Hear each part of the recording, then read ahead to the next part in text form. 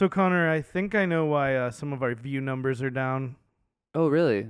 Yeah, well, last Friday, new episode dropped, and it appears that like at precisely 2 hours and 17 minutes, 00 seconds, 17 movie nerds who were listening to them, they just opened their front door and just like Naruto ran away. That's really fucking weird, Alfredo. Indeed, it is weird. Welcome, everybody, once again to Cinema Forecast. As you know us, we are a movie podcast hosted by me, Alfredo, and also Connor. It's me. I'm just so thrown off right now. This fucking movie was fucking weird. It was but so like, strange. Very briefly, let's get into it. We are Cinema Forecast, the movie podcast, where every month we're randomly assigned a category by the legally distinct movie roulette. That was last episode. Y'all know the deal. This is a month with 5 weeks in it. So we're doing a little bit of a bonus episode. Whoa, weapons. That's right. Yeah, dude. We just we went and saw it earlier today, Yep. and wowie zowie. Wowie zowie, indeed. I fucking loved it, Alfredo. I really, really liked it. I feel like this is the type of movie that is like made just for me. Yeah, dude. Well, spoiler alert, not just for you, because boy howdy, I had a great fucking time. I thought it was so good, so fun, so scary, so well acted, so much going on. The tone is on a knife edge. Yes. The tone is on a knife edge. Yes, yeah, especially after just doing Snowpiercer, where we, had a bunch of like tonal issues with that, especially me. This is like perfect comedy horror, like, yeah, knife edge balance. But it's so like straight for so much of it, you know? And then like knowing it's one of the whitest kids you know, guys, that's wild context. I love that. I think it makes sense why the comedy is like so well done in it. Yeah, it never took me out of it.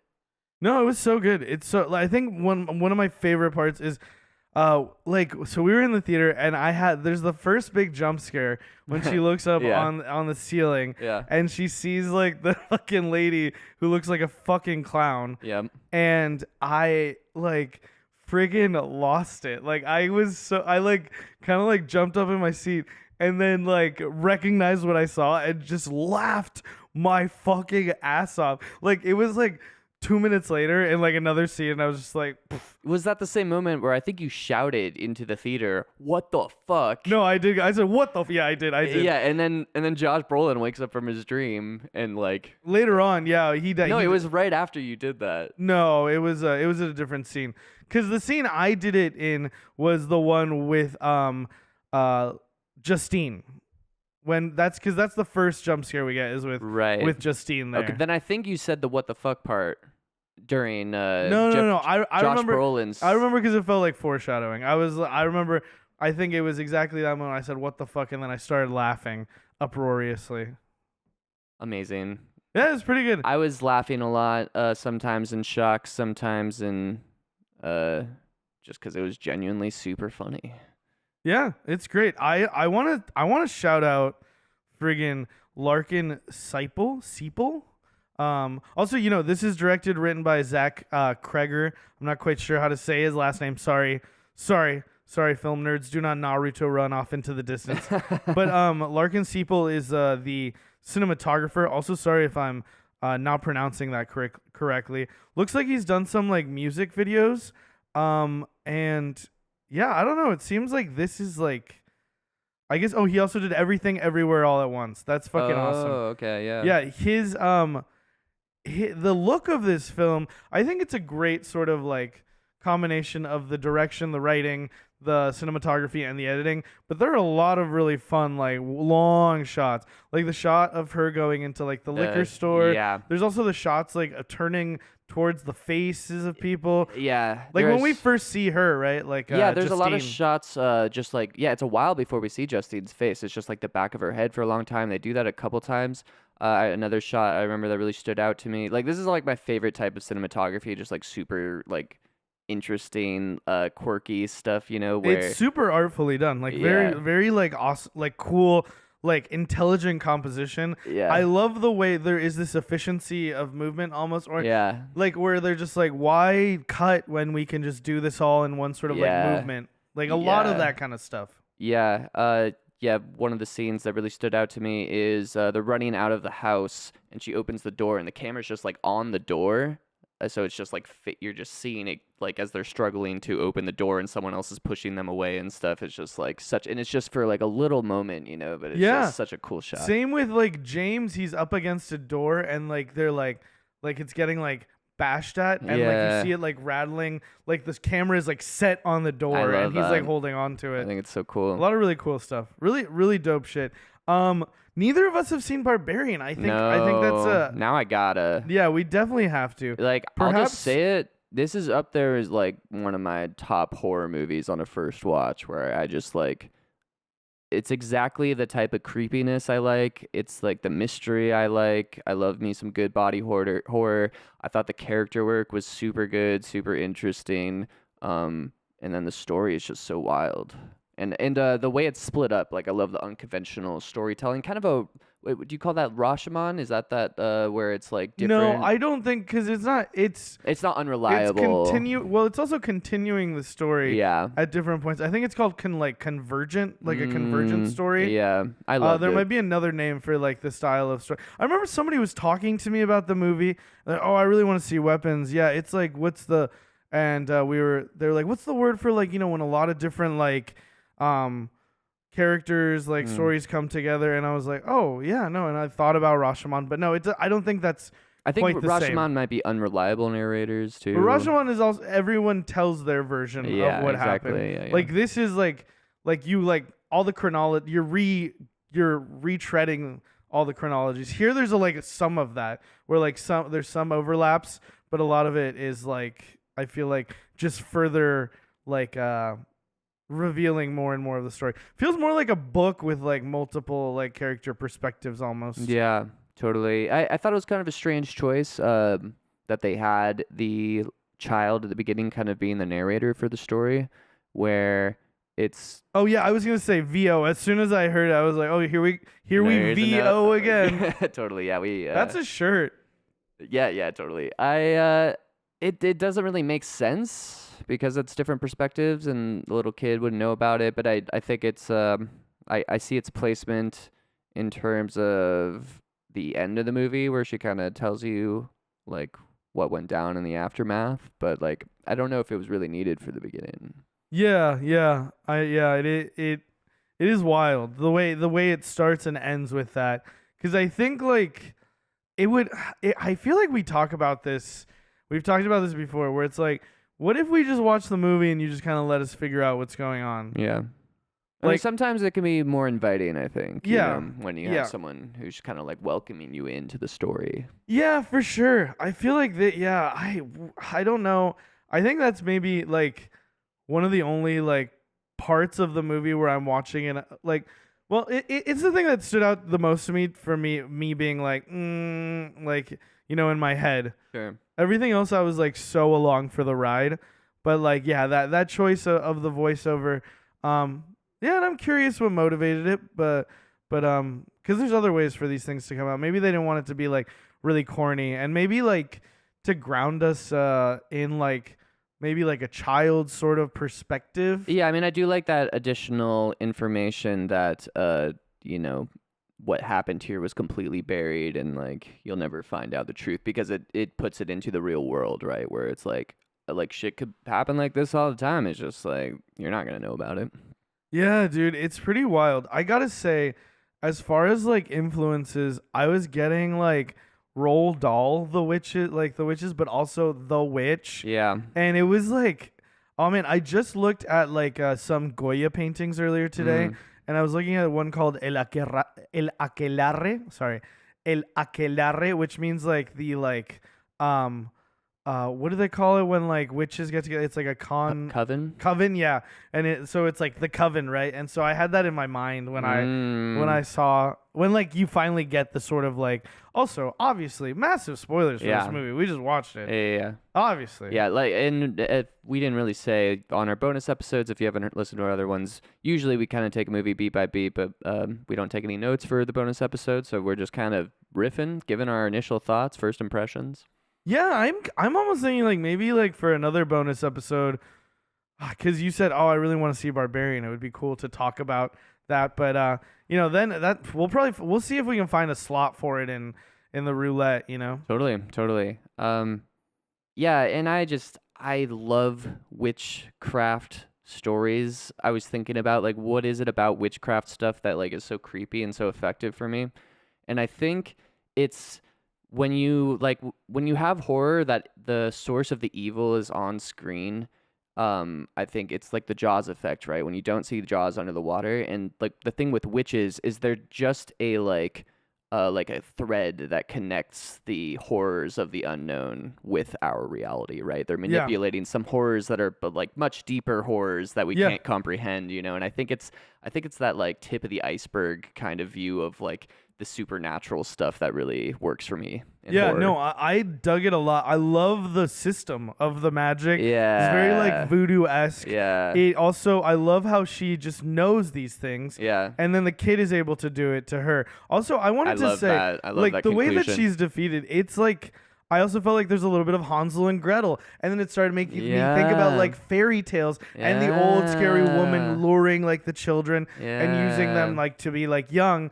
And we kind of get like a revenge version of that. Yeah. And maybe that's why there's the VO, because it's like, okay, dude, imagine you're a kid and you're hearing all these scary like stories about witches or shit out there that can like, that's dangerous. And like, what if like you could fucking eat it alive with a group of your fellow kids? I fucking love that ending so much. It's so over the top and ridiculous, but like so cathartic. The way the head comes off, dude. Yeah, it's so brutal. It's so awesome. It just like, how funny it was. Like everyone in the theater was just laughing their ass off because it's so silly to see these kids busting through windows, Naruto running after this old lady in the broad daylight. It's not at nighttime. He's not trying to be creepy. It's just like, no, this is silly and fun and like wild. Everyone was like laughing every time because there's Josh Brolin like going over and over the fucking his kid Naruto Matthew, who's a fucking asshole. Yeah, he is an asshole. That was an interesting choice. You had to make him the bully.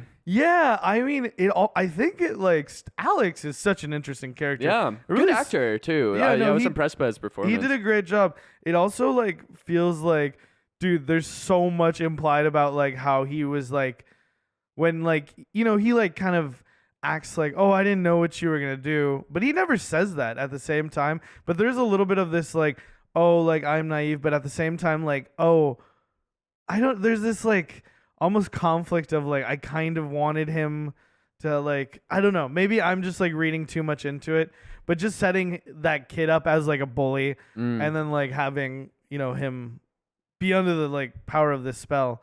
But yeah, fucking wild. Also the ending too, that like they say some of the kids eventually started talking. Yeah, interesting. Because they're like, now are they under... Because when the witch dies, they're like it's almost like they're just like empty shells or something. Yeah. Yeah, that's like right. Vegetables. I was like wondering, I was like, oh, are they going to be like okay now? But no. They were like... Yeah, because we never saw her break the spell. So I was thinking when it got thrown in the water, maybe that like... No, yeah. Alex has to like live with somebody else. Like he can't live with his parents because they're not able to take care of themselves.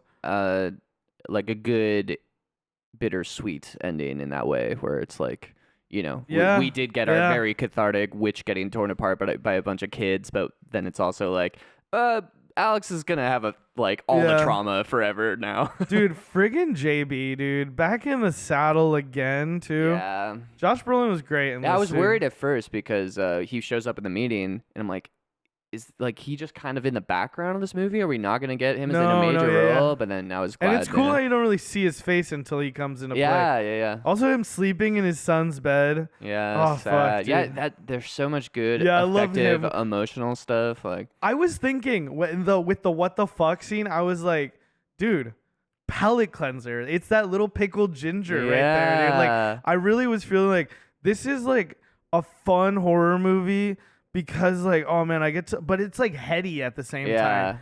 You know, I feel like I get to like relax. I love too the whole thing of like, I like picture myself in that situation as a parent, and there is a part of you that just wants to be like, what the fuck did she like? What the fuck does she know? Right? Like, I don't know. It was compelling. Yeah, totally. It's super compelling because it's like, of course you would suspect her. Why just that class? That doesn't make any sense. It has to be connected somehow. And like, she's the adult in the situation, so it's like, yeah, the fucking house too, dude.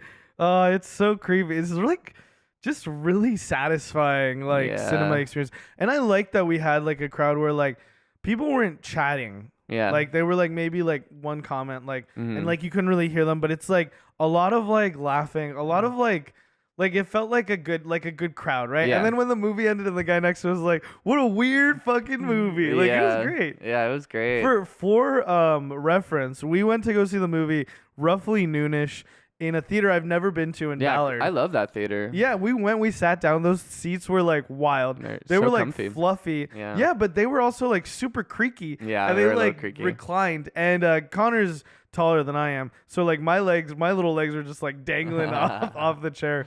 But yeah, it was like it had this charm of being like an older theater. Yeah. I loved it. Also, like the movie started really quickly.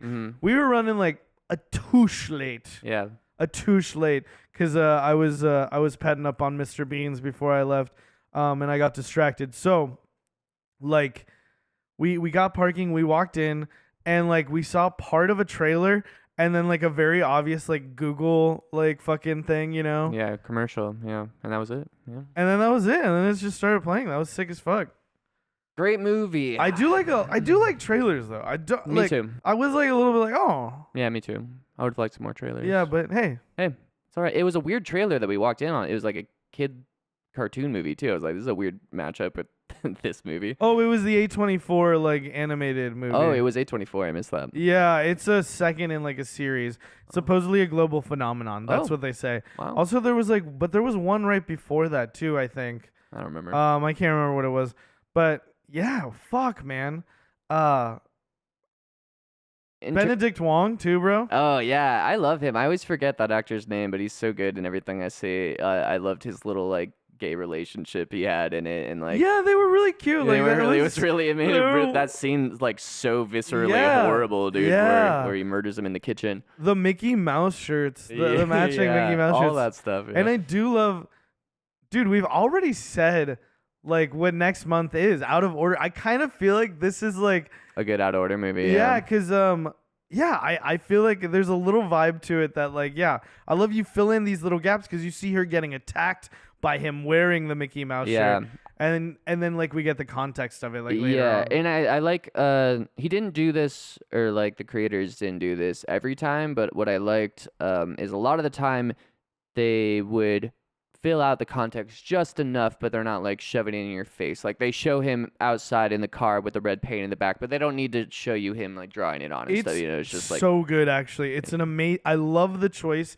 There's so many cool skips. Yeah. So many cool cuts. Very taut. And you're like, yeah. Yeah. I don't need to say that. Yeah. Dude, she's coming in at 2 hours roughly, like 2 hours and change. Like, and it felt like I remember there was a point where I just because I like to do this, and I feel like people probably think this is annoying, but I checked my watch to see what time it was, and I was like, we're like halfway through the movie, and like that's when James' character was like his storyline was playing, and I think that Josh Brolin, I forget. No, James is the kid who's the druggie. Yeah, the kid who's living on the streets, you know, addicted to drugs. It appears.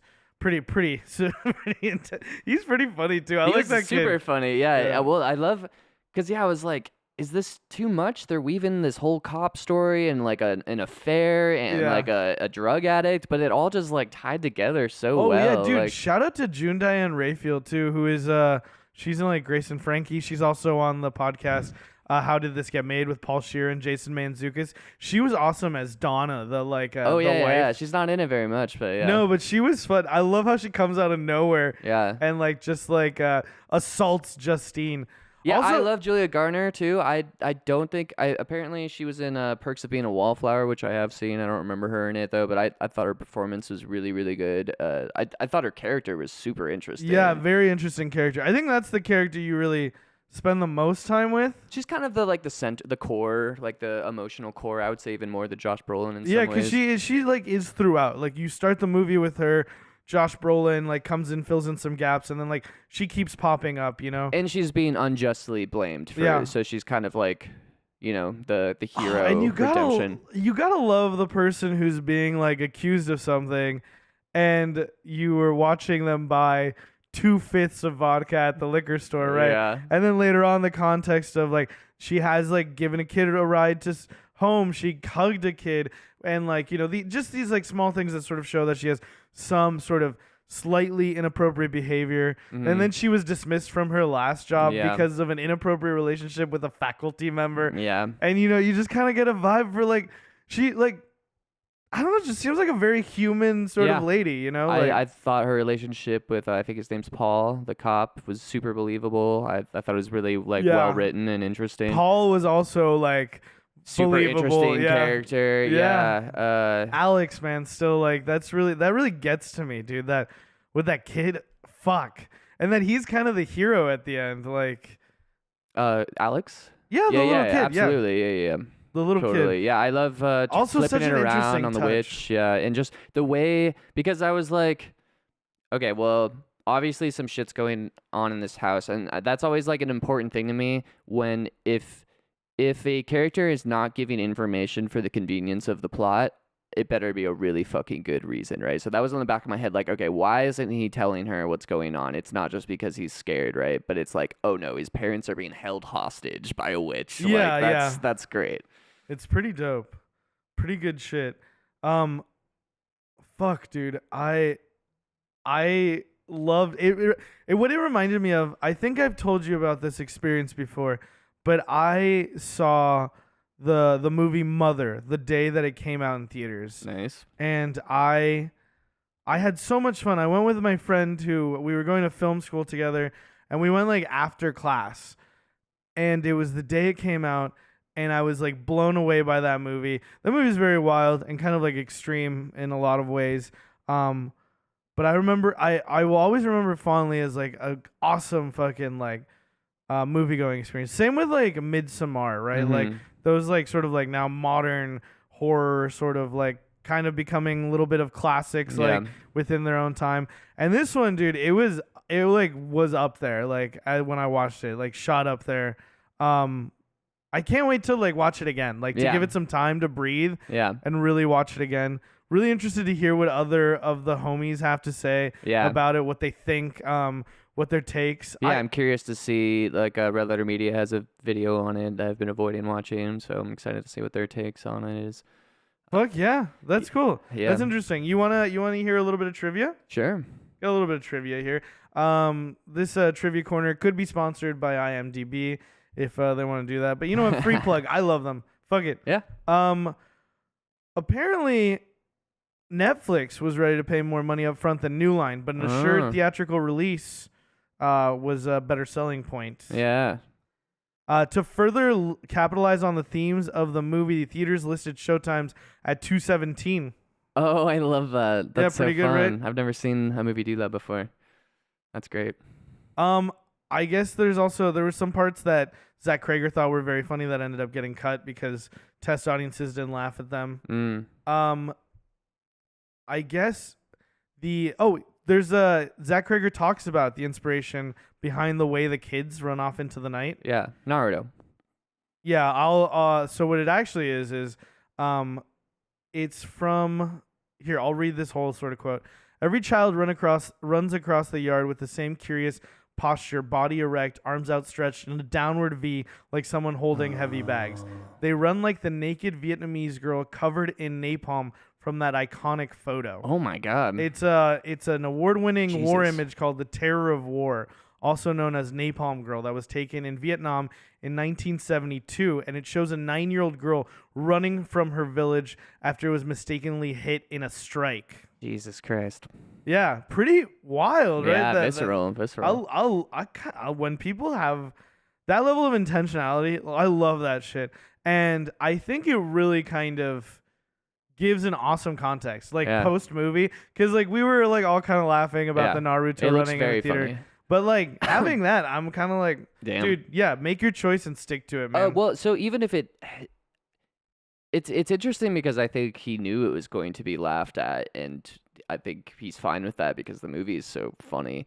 But what it is, I feel like it's both funny and creepy at the same time, just because like when people, it's like that, just the image of people using or like holding their body in a way that like is unnatural. It has this uncanny feeling to it that just adds this level of like horror behind it. Kind of like what I was saying a little bit about the like rich people in Snowpiercer. Like there's this the way they hold themselves and this act and all strange thing that. for it, yeah, totally. So apparently another thing is for the floating rifle in Archer's that dream. was a weird ass moment. Yeah. Zach Cregger cited David Lynch as an inspiration Ah. and said it came to him while he was doing transcendental meditation, which I don't know if you know, but David Lynch was like super into that. Yeah.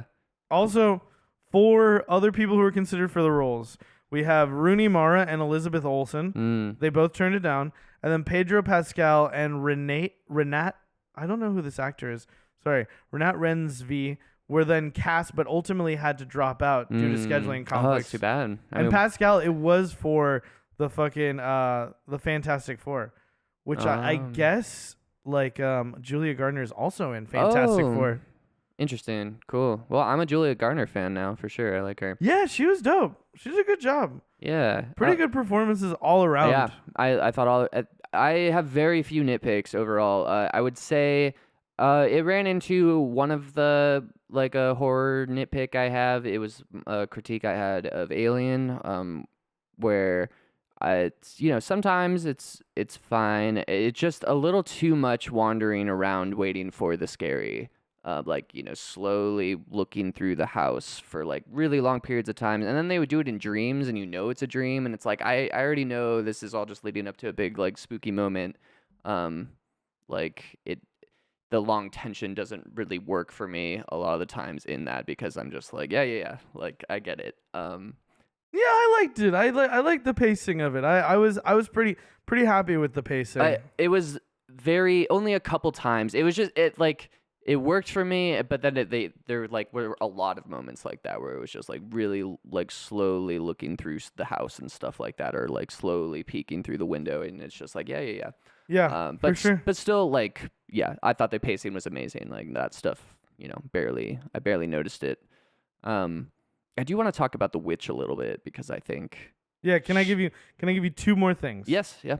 Okay, so he the director also cites Magnolia, the Paul Thomas Anderson movie, as an inspiration for this because he wanted to do like an epic movie of that sort of like scale. There's going to be a prequel that was announced. Wait, to Weapons? Yes. Oh, that's interesting. Okay, and this is the last one. That's I very was interesting. always wondering concept first, or prestige first, like just depending on like how you want to approach writing something like this. And apparently, just like with Barbarian, which neither of us have seen, he came up with the premise first and worked out the rest of the plot later. Said he didn't have an outline. He didn't know what it was about. It was just like, let the movie show itself to me. I want to watch the movie as I'm writing. So I kind of assume that means he starts off with like, all right, 17 kids disappear in a classroom, just the teacher and one of the kids are left. What goes on? Because that's a wild way. That's a really fun way to approach it. Because I was thinking when I watched the movie, oh, his idea was like, what about like a witch who does this? And speaking of which. Yeah, well, so like I said, I fucking love witch stuff. I thought they did an excellent job with giving you just enough lore about the witchcraft, except for one detail. I think he's like leaning into the like that, the idea of the blood sacrifice in order to like prolong immortality.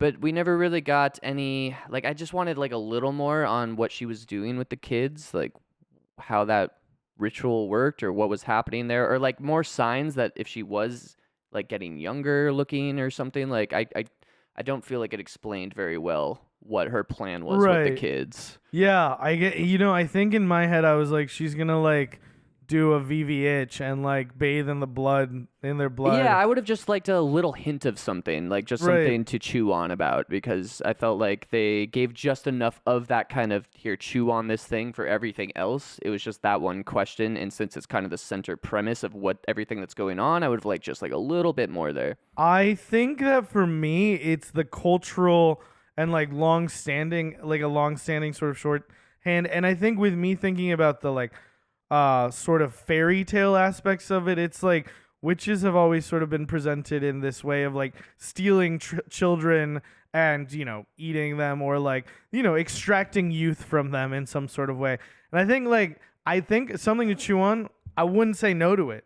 Yeah. But like it wasn't a thought that I had where I was like, oh, what? Come on, tell me a little bit about what's she gonna do with those kids. Yeah, I guess I almost felt like at the end when they all eat her, I'm like, oh, this is like kind of like a reversal a little bit probably of like Maybe. perhaps the fate they were gonna face. But we didn't get any evidence. I mean, how long did she have them? Like, presumably like a week or two, right? A month, I think. Was it a month? So Yeah, she has I them for a think so, yeah. month. We didn't get any confirmation. Well, there's the part over the radio where you hear the person saying it over the news. Right. So she's had them for a month, and we don't get any kind of confirmation that any of them were killed or harmed in any way during that month. So it's like, what was she doing? I was also thinking What was she like doing? perhaps ritual, like Yeah. like put them in like a circle and stuff. Yeah, well, I was thinking maybe, it was more of a life force that she's leeching off of by turning them into these kind of shells. Yeah. It's like she's Yeah, yeah. like, Yeah. but like I just wanted something, just like a little bit of Dude, something. you're probably gonna get in the prequel. Yeah, well, that's why I was thinking that's cool, because I also like one of those things they gave you to chew on, which I think is so good, is the implication that she's like hundreds of years old. Because like she has Yeah. that moment with the consumption, right? Where she's like, oh, they have consumption. Yeah, like, yeah. like that was the first thing that came to her head. I think I kept wondering about like the clown makeup, and I think that's just like old timey, like that's how they powdered their face more is the thing they're going for. I can't like think of another reason why she would be. Because it's scary. Well, yeah, it's scary, but like, she seems to be choosing to do that to almost make herself look younger, and that could be like this antiquated way of doing that. So I love all that kind of stuff where it's like the mystery of how long has she been around for? How long has she been doing this? Is she even like this woman's aunt? Probably not, is my guess. But like all that stuff is really, really cool. Loved it. Yeah, it is cool. I like all the implications about her, but I guess what I kind of like about it as like it being a like witchcraft movie is that I think a lot of other witchcraft movies or movies about the like the occult will give you a lot of that sort of stuff. And so it's kind of cool to see one where it's like we don't really know what the fuck we're doing here, like, and what we're really dealing with. Yeah. And no one really does except for Alex, and that's Yeah. why he's ultimately the one who turns her magic on her. I love that. So good. Yeah. I mean, that's one of my favorite tropes for the way a villain to go down is like the monster they created destroys them. Like it's very classic and powerful, and like, the justice is inherent in that trope, But for me, it's also like I think, fuck, I don't know what I think I was just gonna say. It is like the, yeah, I don't know what I was gonna say. I was gonna say something, but who cares? It was gonna be about the witch.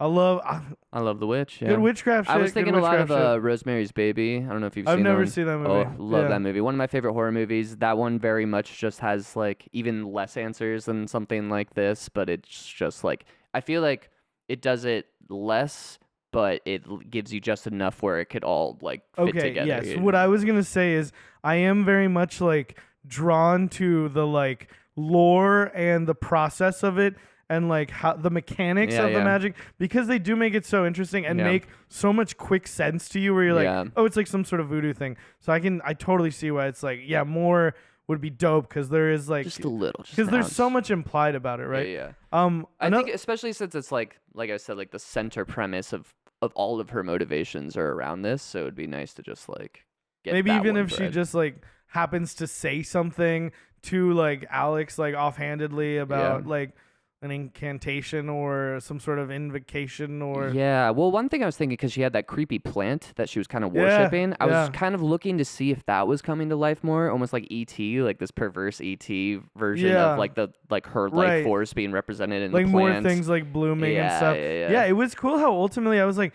where's she getting all those things from? And then it turns out that they're all the like thorns from the plant. Very creepy. Very fucking sick. I love it.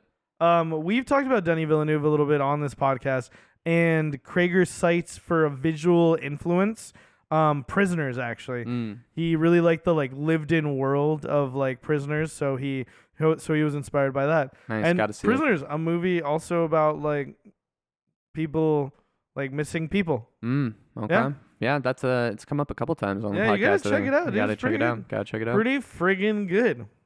Hell yeah, brother. Well, those are my thoughts, I think, that come to mind right now. I fucking loved it. Yeah, it was super fun. Very fun, very cool horror movie. I really I was like worried it was gonna be I should have known it was gonna be funny, but I was worried it was gonna be like oppressively serious and we were gonna be watching something, dare I say, schlocky. I had no idea what to expect. It just everyone was blowing it up. I knew Barbarian was kind of artsy, so I was ready for it, but I was like, is this gonna be like, I'm always worried too, like there's gonna be like a lot of body horror like that I won't like. But honestly, it was so funny because when the peeler came up to the face, that was the one I really cringed. I was like, oh, you know what? Like I am like having a real easy time just like separating it and being like, that was I don't like cover my eyes very often, but I had a strong inclination to cover my eyes when she was peeling his face. My that was thought rough. was like, when I use a peeler on an orange, it doesn't even move that nicely through it too. You know, I was just like, it doesn't seem super like, but at the same time, still very like the implication of it was very graphic. Yeah. But I think in my head, I was telling myself, I was like, that doesn't like. Yeah, I mean, some real fucking horror. I mean, the way her face gets torn off at the end, I was just like, oh my. Yeah, God. that was sick. I did like that. Yeah. I like that it's the little kids too. Yeah. And the blood just spraying all over them. And why stuff. don't you hit us with a tear? Yeah. Oh yeah. One final thought. I just I got to reflect on the fact that like we've done 3 bonus episodes so far, and we're just kind of picking. No, we haven't. We've only done 1. That's right. Yeah, but we keep picking these bonus episodes that are like horror related, and it's not be on purpose. It's just like that's what's hot at the time. And 2 is not a pattern. I guess 2 is a pattern now. Okay, we're hinting that we have recorded another one that will come out later. We're not hinting. You're hinting. I'm hinting. But yeah, it's just I gotta like. Horror's hot right now, you know, like they're killing it. Something about the horror genre is like really artistically on fire right now, I feel like. I think it's been a while though. Horror has had that like big sort of like horror when you want to go see like an artsy movie a lot of times, or like a more like cinema sort of feeling movie. It's like or you're going out to the movies. Like you think about it, like what are your options? Like, oh, I could watch something that's part of some wild, very long like cinematic universe. Oh yeah, like what I was gonna say was like some sort of franchise, right? Oh sure. Or if I want to like do something a little bit more, you know, put my pinky up a little bit, sip on a glass of Burgundy while I watch this, wear a turtleneck, you know, feel a little, you know, a little bit more like I'm going to the cinema. Then horror is usually like a pretty good call. Like like there's a lot out there for that sort of like vibe. Totally. Yeah, tier ranking though, I'm hesitant to do this since I feel like I won't really solidify it until I watch it again or, you know, a couple times. I'm going to give it an S tier, man. Like I said, I think it's like exactly my cup of tea, basically. Like my critiques are extremely minor. I loved pretty much everything about it. Everything worked for me and it was great. Yeah, I'm going to say as a horror movie with comedy elements, S tier for me. I will say, in general tier rankings, A+. Not enough. Did not make me cry enough. Not enough father-son stuff. No, not enough. It's really funny when you realize Matthew's kind of like a shithead. Yeah. All that shit though, with Josh Brolin sleeping in the bed and just the implication of his wife being pissed at him, like I'm going to work, like, you know, and him being really bad at his job right now. Yeah. He could be in People Who Are Bad at Stuff. Yeah, great. Yeah, just like that's such a good point though. Just like the character writing in general, where it's just like it gives you so much with just, you know, letting you sit in their life, you know. Yeah. And I mean, over time potentially might, you know, go up, you know, slide up, slide down, whatever. But I feel pretty confident with that, you know. Oh yeah, dude. Yeah, and I could slip down to an A, but you know, on repeat viewings. But yeah, that's where I'm at right now. I could see this being one of my all-time favorite horrors over the years. Yeah, it's like the thing that I've said about like how some movies like with their concepts kind of feel like almost like capped. Mm. And I feel like this thing like went and like right and hit that roof. Like this is the like idea and it pretty much like aced it in that way. That's why I would say in its lane, S for sure. Yeah.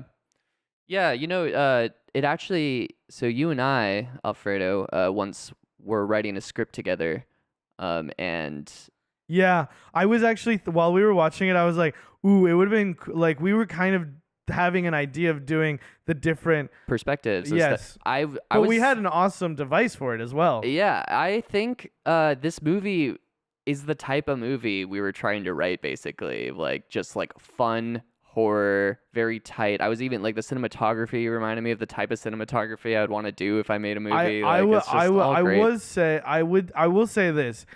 This one was like there was a reserved nature about it. I think we wanted to do something much more visually rich and Yeah. like psychedelic. Yeah, Dare I say? yeah, for sure. But But like I in think terms of story tonally, structure, tonally the tone, and like story, yeah. the horror backdrop, and we were thinking, we'll pitch our script someday. Yeah, Yeah, hell yeah, sure. it's a good idea. I think it's rad. I want to finish it. Keep all that in. All of it in. Well, I think that's it, Alfredo. Unless you have any final thoughts. It was super fun. I had a really good time. I loved it. I really want to check out Barbarian now. I was pleasantly surprised because like I said, I did not know what to expect, and I had a good time. Shout out to all the people at the fucking Ballard Majestic Bay Theater. Yeah, it was a good vibe. It was fun. Like, and it reminded me that like certain movie viewings, like I can be kind of serious about it where I'm like, everybody shut the fuck up, I'm watching my movie. But I was like, yeah, let's have fun in a theater. You know? Yeah. Like with Sinners, I think that was definitely the vibe too. Yeah, It was yeah. kind of like a fun watch as well. Yeah. But yeah, I mean that's it for today. Everybody please, like, comment, subscribe, leave us a 5-star review on Apple Podcasts. I haven't checked in a while. I'll check for next episode. What are we watching again next week? We're doing Memento. We're doing Memento. That's right. Just to reiterate. And yeah, we appreciate all y'all listening. Remember to call your mom, tell your friends you love them, and we'll catch you In the forecast. cast. And if you don't, we're gonna like cut off your hair and wrap it around our little thorny branch and break it in half and command you to listen. That's right. All right, have a good one. Bonus episode. This has been a bonus production.